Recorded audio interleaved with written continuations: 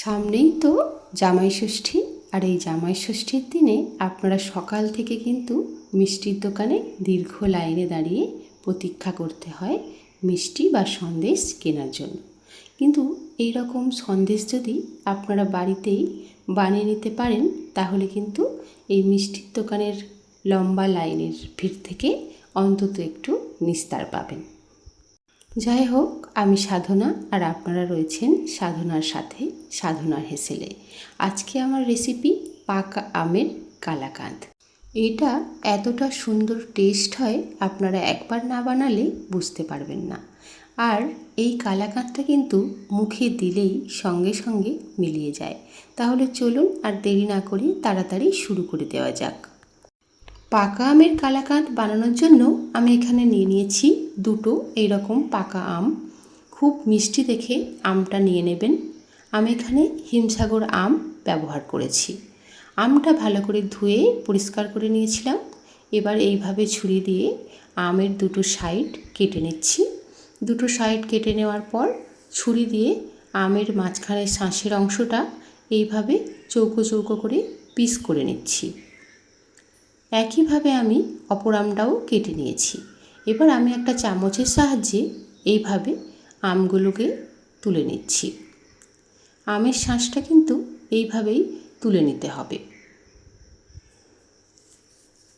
দেখুন, আমি দুটো আমেরই শাঁসটা একইভাবে চামচ দিয়ে ভিতর থেকে বার করে নিচ্ছি এবং খোসাটাকে আমি বাদ দিয়ে দিচ্ছি। আর আটির অংশটাও কিন্তু আমি বাদ দিয়ে দিয়েছিলাম। দেখুন, আমার এতটা পরিমাণ আম হয়েছে। এবার আমি একটা মিক্সিং জার নিয়ে নিয়েছি, যাতে আমি দিয়ে দিচ্ছি আমগুলোকে।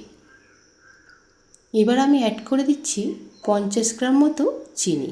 এখানে আমি কোনো রকম জল ব্যবহার না করেই আমটাকে এই রকম মিহি করে একেবারেই পেস্ট করে নেব। দেখুন কতটা মিহি করে আমি কিন্তু আমটাকে পেস্ট করে নিয়েছি। কোনো রকম জল কিন্তু ব্যবহার করা যাবে না। এবার আমি ওভেনে একটা কড়াই বসিয়ে দিয়েছি। এখনও কিন্তু গ্যাসের ফ্লেমটাকে আমি অন করিনি। এখানে আমি নিয়ে নিচ্ছি 1 লিটার পরিমাণ লিকুইড দুধ। আমি এখানে আমুল তাজার যে দুধটা, সেটাই এখানে নিয়ে নিয়েছি।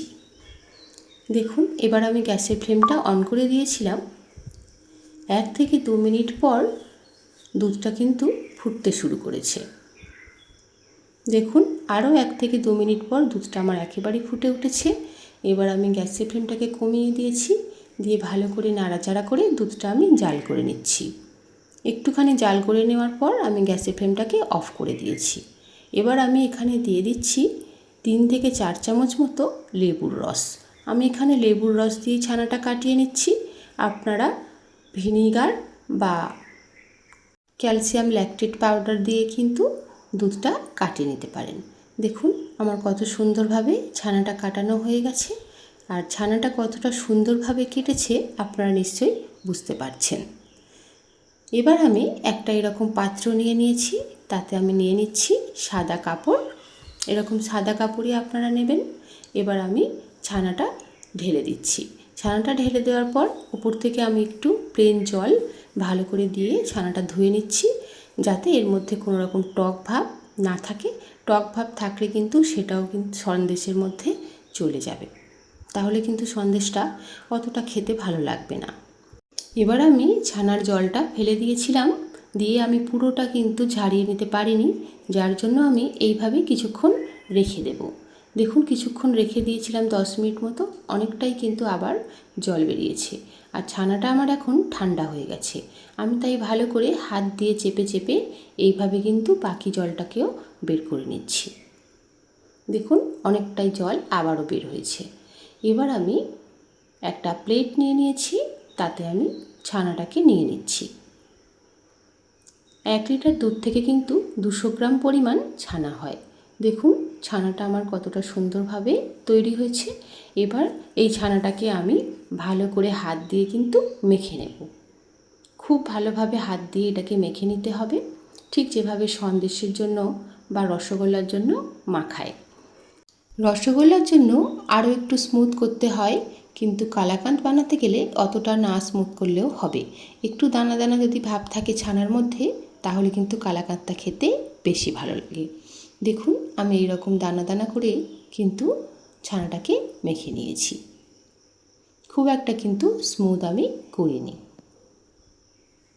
ছানাটা আমার মাখা কমপ্লিট হয়ে গেছে। এবার আমি ওভেনে একটা কড়াই বসিয়ে দিয়ে কড়াইটা একটু গরম হয়ে এলে আমি দিয়ে দিয়েছি আমের পাল্পটাকে। আমের পাল্পটা দিয়ে ভালো করে আমি নাড়াচাড়া করে নেব, নিয়ে আমি জাল করে নেব।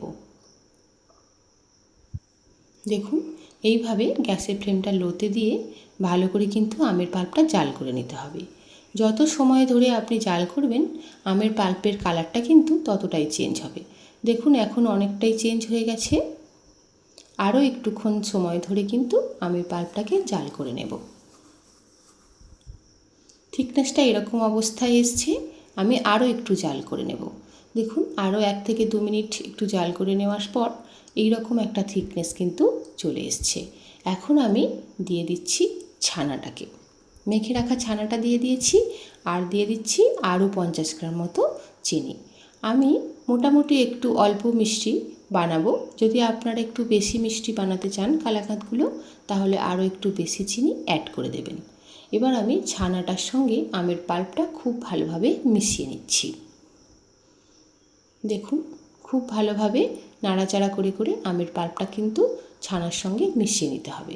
দেখুন এরকম পর্যায়ে চলে আসবে কিছুক্ষণ মেশানোর পর।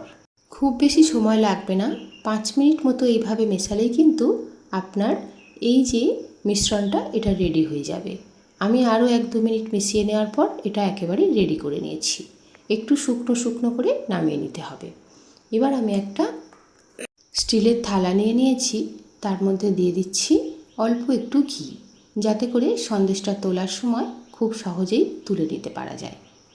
আবার খুব বেশি শক্ত করে কিন্তু আমের এই মিশ্রণটা বানাবেন না, তাহলে কিন্তু সন্দেশটা অনেকটাই শক্ত হয়ে যাবে। ঠিক এই রকম একটা থিকনেসে আপনারা বানিয়ে নেবেন। এবার আমি এই মিশ্রণটাকে থালার মধ্যে নিয়ে নিচ্ছি। এটা এখন যেহেতু খুব গরম, আর এখনই যেহেতু এটাকে সেট করতে হবে, পরে কিন্তু সেট করলে হবে না, তাই আমি একটুখানি ঠান্ডা জল একটা পাত্রে নিয়ে নিয়েছিলাম। জলের মধ্যে হাত দিয়ে দিয়ে আমি এইভাবে এটাকে সেট করে দিচ্ছি।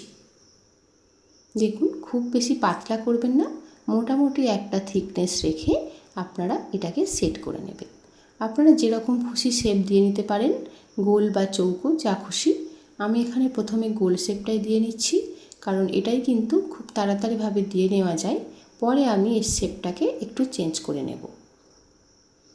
হাত দিয়ে দিয়ে স্প্রেড করে দেওয়ার পর উপরটা একটু যাতে মসৃণ করে নেওয়া যায়, তার জন্য চামচের পেছন দিয়ে দিয়ে উপরটাকে একটুখানি মসৃণ করে দিচ্ছি। দেখুন এইভাবে উপরটাকে মসৃণ করে দিয়েছি, যাতে কালাকাঁদগুলো দেখতে বেশি ভালো লাগে। উপর থেকে দিয়ে দিচ্ছি একটুখানি কাজুর গুঁড়ো, আর দিয়ে দিচ্ছি পেস্তা বাদাম গুঁড়ো। আপনারা আমন্ডের গুঁড়োও কিন্তু দিতে পারেন। আমি এখানে শুধুমাত্র কাজু বাদাম এবং পেস্তা বাদামের গুঁড়োটাই দিয়েছি। দিয়ে এইভাবে এটাকে একটু সেট করে দিচ্ছি, যাতে সন্দেশের গায়ে খুব ভালোভাবে লেগে যায়। এরপর আমি দেখুন এইভাবে হাত দিয়ে দিয়ে এই শেপটাকে একটু চৌকো করে দিচ্ছি, যাতে সন্দেশগুলো কাটলে আমার সুবিধে হয় এবং সন্দেশগুলো খুব ভালোভাবে চৌকো শেপে কাটা যায়। দেখুন হাত দিয়ে দিয়ে আমি 4টে সাইড একটুখানি চেপে চেপে দিচ্ছি, যাতে করে এটা একটা চৌকো শেপ নিয়ে নেয়। দেখুন আমার শেপটা কিন্তু দেওয়া হয়ে গেছে। এবার এইভাবে এটা রুম টেম্পারেচারে বা আপনারা ফ্রিজে রেখেও কিন্তু সেট করে নিতে পারেন বা ঠান্ডা করে নিতে পারেন। আমি এইভাবে রুম টেম্পারেচারে রেখে মোটামুটি আধ ঘন্টা মতো রেখে দিয়েছিলাম। তারপরে দেখুন এটা আমার সেট হয়ে গেছে। এখন আমি ছুরি দিয়ে পিস করে কেটে নিচ্ছি। আমি কালাকাঁদগুলোকে একটু বড় মাপেরই কাটছি, কারণ আমার পার্সোনালি একটু বড় মাপের কালাকাঁদ খেতেই বেশি ভালো লাগে। আপনারা যদি একটু ছোট করে কেটে নিতে চান, সেটাও আপনারা করে নিতে পারেন। যেরকম খুশি শেপ দিয়ে আপনারা এটা কেটে নিতে পারবেন। দোকানে চৌকো শেপেরও কালাকাঁদ পাওয়া যায়, আবার ট্রায়াঙ্গেল শেপেরও কালাকাঁদ পাওয়া যায়। আপনারা যেরকম খুশি মনে করবেন সেরকমভাবেই এটাকে কেটে নেবেন। দেখুন আমার কেটে নেওয়া হয়ে গেছে। এবার আমি আপনাদের একটা কালাকাঁদ তুলে দেখাচ্ছি কতটা সুন্দরভাবে কালাকাঁদটা তৈরি হয়েছে। দেখুন আমি এইভাবে একটা তুলে নিয়েছি। কতটা সুন্দর লাগছে কালারটা। এতে কিন্তু আমি কোনো রকম ফ্রুট কালার ব্যবহার করিনি, তাও কালাকাঁদের কালারটা কতটা সুন্দর এসছে। আর এর থিকনেসটা কিন্তু খুবই ভালো হয়েছে। দেখুন খুব একটা পাতলা হয়নি, আবার খুবই মোটা হয়নি, একেবারে দোকানের মতো থিকনেস কিন্তু হয়েছে। আর এর টেস্টটা কিন্তু অসাধারণ হয়েছিল। আপনারা একবার বাড়িতে অবশ্যই করে বানিয়ে তাহলে দেখলেন তো কতটা সহজেই এই রকম সুন্দর দোকানের মতো কালাকাঁদ বানিয়ে নিতে পারবেন। আশা করছি রেসিপিটা আপনাদের ভীষণ ভালো লেগেছে। যদি ভালো লেগে থাকে তাহলে একটা লাইক করে দেবেন এবং আপনাদের বন্ধুদের সঙ্গে এই রকম একটা রেসিপি কিন্তু অবশ্যই করে শেয়ার করে দেবেন। আর আপনি যদি আমার চ্যানেলে প্রথম হয়ে থাকেন তাহলে চ্যানেলটিকে সাবস্ক্রাইব করার অনুরোধ রইল এবং পাশে থাকা বেল বাটনটিকে অবশ্যই করে প্রেস করে দেবেন, যাতে এরকম নতুন নতুন রেসিপি আপনি সবার প্রথমে দেখতে পান। আজ আমি এখানেই শেষ করছি। দেখা হচ্ছে খুব তাড়াতাড়ি আরও কোনো একটা নতুন রেসিপি নিয়ে। ততদিন সবাই খুব ভালো থাকবেন ও সুস্থ থাকবেন।